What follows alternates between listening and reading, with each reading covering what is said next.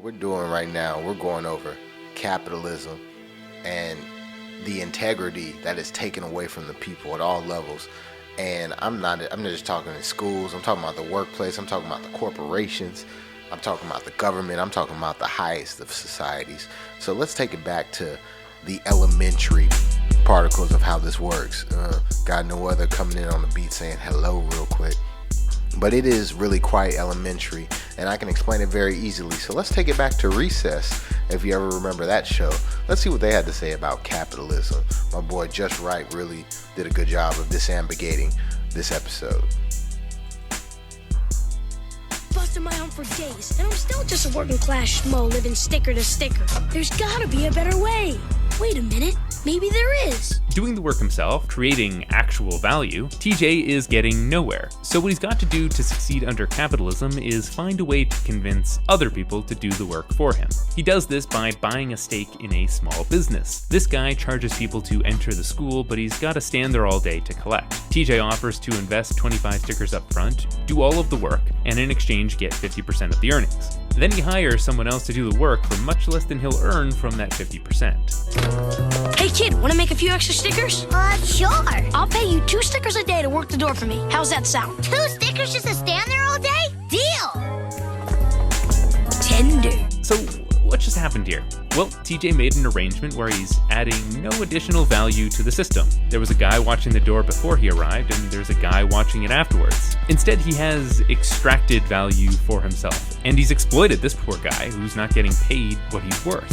TJ continues to do this around the playground. After making a sizable amount of money, he uses his position to secure a monopoly on a valuable resource, the balls of the playground. 300 stickers for all the balls! This continues until TJ is exponentially wealthier than anyone else. Excuse me, sir, but according to my calculations, you now control 4 of every 5 bond stickers at 3rd Street School. Excellent. Now we just need to figure out a way to get the rest. As the top dog on the playground, he's able to abuse his position to charge for things he really has no right to charge for, like literally standing around. Eventually, TJ's actions impoverish the rest of the students, and economic activity has essentially stalled.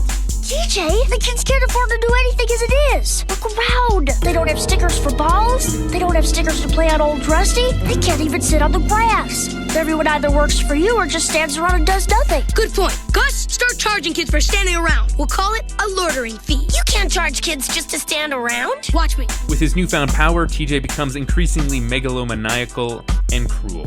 But I suppose I could part with 1 sticker. 1 sticker? Take it or leave it, cootie head. I'm a busy man. But just as quickly as he rises, he falls. His friends turn against him and introduce a new collectible to the playground, rendering TJ's fortune worthless. 2, please. 2 Mon stickers, right? Afraid not. We're operating on lick and stick alien standard now. Alien stickers? But no, it can't be.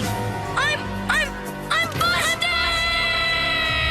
They then get him to sign a contract preventing him from owning 10% of any one market. But the episode ends on a foreboding note, since TJ immediately reverts to old habits. Welcome back, TJ. Now let's go play. I would love to, guys, but I don't have a licking sticker to my name. I gotta get to work. Oh, good. King Bob looks sweaty. Uh-oh. Now, Wow, isn't that nice? Just a nice little elementary example of how this capitalism grips and takes effect in people.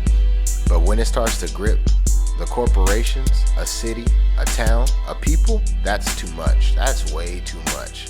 And I really appreciate the Real News Network. Shouts to them. They always give a very real estimate of what's happening out here in the world, and a very look into their city. A very real look in their city, and it's a city, Baltimore, Maryland. And I'll just let you hear about what's going on in Baltimore. Oh, capitalism rears its ugly head again. Another instance of public officials using the power of their office to enrich themselves. But it's not that simple, because the source of the money for all these phantom books is telling. It's your healthcare system. The biggest purchaser, the University of Maryland Medical System, a quasi-private hospital that has received generous amounts of public funding. And it is also an institution that recently asked to raise prices on patients by 5%. The move was called insensitive to patients and ill-timed. But as it's called, had little problem justifying paying the mayor hundreds of thousands of dollars for worthless books that never existed. The board approved the expenditure without debate. Let me repeat, a private facility that has received generous public support to deliver healthcare to the people, that recently raised prices, spent hundreds of thousands of dollars on books that in some cases never even existed. And UMS wasn't the only healthcare provider with spare cash. Turns out an investigation by the Baltimore Sun revealed that health insurer Kaiser Permanente also bought $100,000 worth of books. They too apparently had lots of spare change to buy off Mayor Pugh, who incidentally had control over their contract to supply healthcare for city employees. But it doesn't end there. It turns out that our former mayor was not the only public official to be feeding off the healthcare system's trough. Former State Senator Francis X. Kelly was running an insurance business out of his basement that contracted with UMS for millions of dollars per year. And that largesse didn't end with him. His sons also did business with the hospital system, netting millions of dollars worth of contracts. The bottom line is local public officials who sat on the board of the hospital didn't spend their time trying to deliver more affordable healthcare or worrying about how strapped patients could afford rising prices. Instead, they concocted a self-serving get-rich scheme. Conflicts of interest so deep, they led to an 11-count indictment against Pugh and an ongoing federal investigation. Stephen, what strikes me the most about this case is the craziness. Aren't people like Pugh and Kelly supposed to manage the system to benefit the patients? Yeah, all board members have a fiduciary responsibility to manage the resources of the institution to the benefit of the people it's supposed to serve. So the fact that they were cutting themselves deals, and we should note that Francis Kelly's deal was much more lucrative than Pugh's. He was making millions and millions, and he has not been subject to any sort of investigation so far as we know at this point, and his son. So it was basically like a big, money treasure box for these people, and they were able to just dole out this money in any way, shape, or form they wanted with no oversight. The board is supposed to be the point of skepticism, right? Where they say, why do we need to spend this money? Instead, it was like, hey, let's just dole out money to our friends and family and to this politician who we need in our back pocket. And let's, spread the wealth that way. And also, it's interesting that you mentioned Kaiser Permanente, because there is a healthcare company that has a contract with the city, so they're making tons of money off the city, and they had all this extra spare cash. This is a lot of money to be doling out. And in the case of Francis Kelly, millions of dollars to his family. So it really raises questions about our whole healthcare system in terms of where is all this money going? Why do they have so much excess cash? Why are they so flush, and yet we're so broke from trying to pay them? So flush. They are so flush. And, this has been a major thing that's been in my lexicon and zeitgeist as of late, because all my friends doing like real estate, making their own businesses, doing all these things. And, I'm trying to do it too. Got my LLC established for the new year and all this, but I feel like I'm walking into what Martin said was a burning house of corporate greed, capitalism, all this stuff. And it's just like, it really is who you know. Have you ever heard that saying? It's who you know.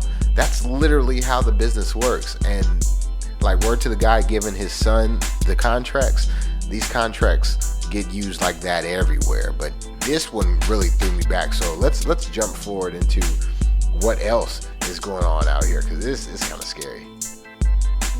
In fact, there's another aspect of this story about local politicians profiteering that in some ways are even more disturbing. And it's a tale of how the military-industrial complex and our greed infused our healthcare system and combined to create profits for capitalists, waste for state residents, and a system that simply doesn't work. I'm talking about the state's decision to buy these AW-139 helicopters. The military aircraft equipped for tactical surveillance and troop deployment were purchased for hundreds of millions of dollars by the state, wait for it, for medevac missions. That's right, the state that often touted its taxpayer-funded medevac unit as a model for the nation spent roughly $200 million buying military-style helicopters to supposedly perform life-saving medical evacuations.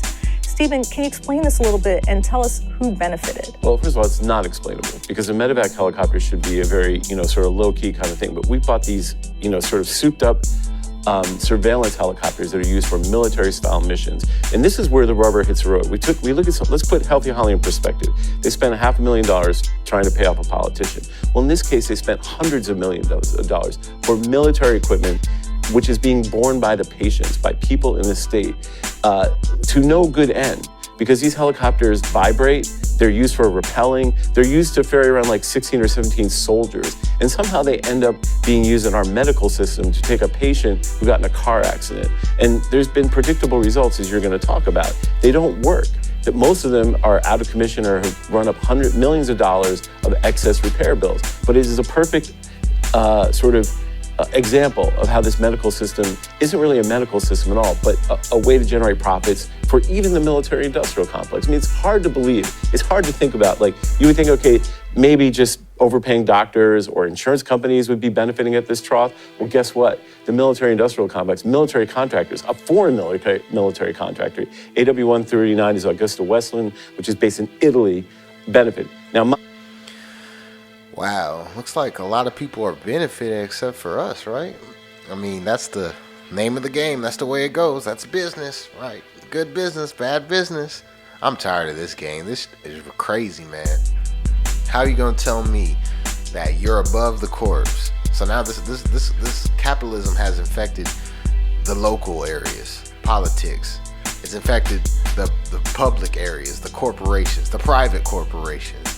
It's infected the military-industrial complex because they're selling their old stuff that they used 40% of our taxpayer money to buy to hospitals and all this stuff. This gross misrepresentation and misallocation of money is abhorrent. And this is the paradigm that we live in, y'all. They don't have the integrity. Will you? It's time that we stand up to it for real.